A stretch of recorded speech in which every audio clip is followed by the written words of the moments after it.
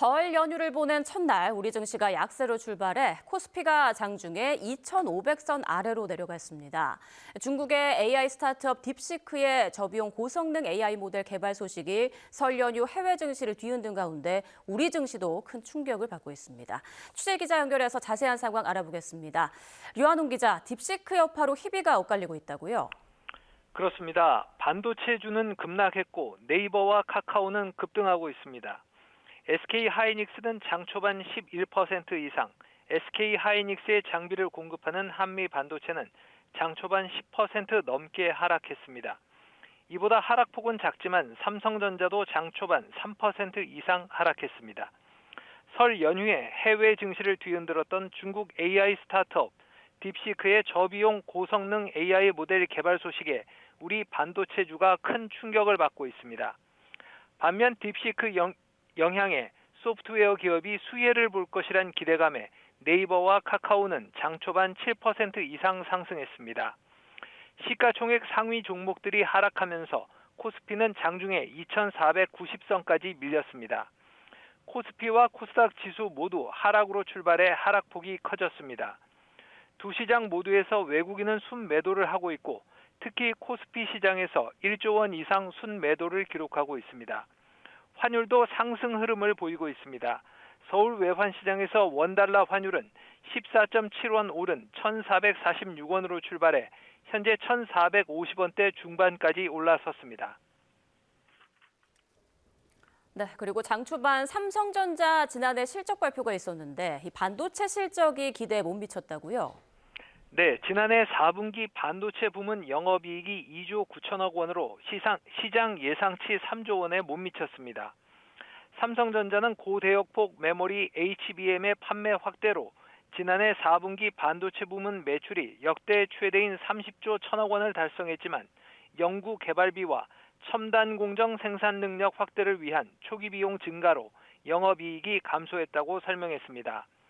완제품을 담당하는 디바이스 부문도 매출이 40조 1천억 원, 영업이익이 2조 3천억 원으로 3분기보다 모두 감소했는데 스마트폰 신모델 출시 효과 감소가 원인이었습니다. 다만 지난해 연간 매출은 300조 8,709억 원을 기록해 지난 2022년에 이어 두 번째로 300조 원을 넘겼습니다. 지난해 연간 시설 투자액은 53조 6천억 원, 연구개발비는 35조 원으로 각각 역대 최대를 기록했습니다. 삼성전자는 올해 1분기도 반도체 분야 약세로 실적 개선은 제한적일 것으로 예상되지만 첨단 공정을 조속히 마련해 고사양, 고용량 제품 수요에 대응하고 실적 개선에 주력하겠다고 밝혔습니다. 삼성으로선 다음 주 월요일에 중요한 재판을 앞두고 있습니다. 이재용 회장 등 삼성그룹 전 현직 임직원에 대한 항소심 선고 공판이 열립니다. 지난해 2월 1심 재판부는 삼성물산과 제일모직의 합병과 관련해 이 회장 승계와 지배력 강화가 유일한 목적이 아니라며 이 회장에게 무죄를 선고했습니다. 검찰은 항소심에서 징역 5년과 벌금 5억 원을 구형했는데 어떤 결과가 있을지 관심이 쏠리고 있습니다. 지금까지 경제부에서 YTN 유환홍입니다. 삼성전자는 중국의 저비용 인공지능 딥시크 충격과 관련해 기회와 위험 요인이 공존하고 있다고 밝혔습니다. 김재준 삼성전자 메모리 사업부 부사장은 실적 발표 전화회의에서 시장의 장기적인 기회 요인과 단기적인 위험 요인이 공존하는 만큼 급변하는 시장에 적기에 대응할 수 있도록 하겠다고 말했습니다. 또 이와 함께 신기술 도입에 따른 업계의 변화 가능성은 항상 있고 현재의 제한된 정보로는 판단하기 이르다며 다양한 시나리오를 두고 업계 동향을 살피고 있다고 설명했습니다. 이런 가운데 딥시크를 겨냥한 사이버 공격이 최근 100배 이상 늘었다는 보도가 나왔습니다.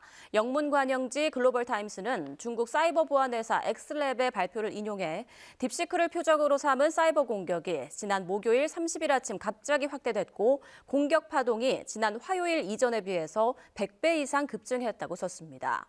중국 관영 매체는 중국 사이버 보안 회사 QAX의 보고서를 인용해 딥시크를 겨냥한 사이버 공격이 미국에서 시작됐다고 보도했습니다.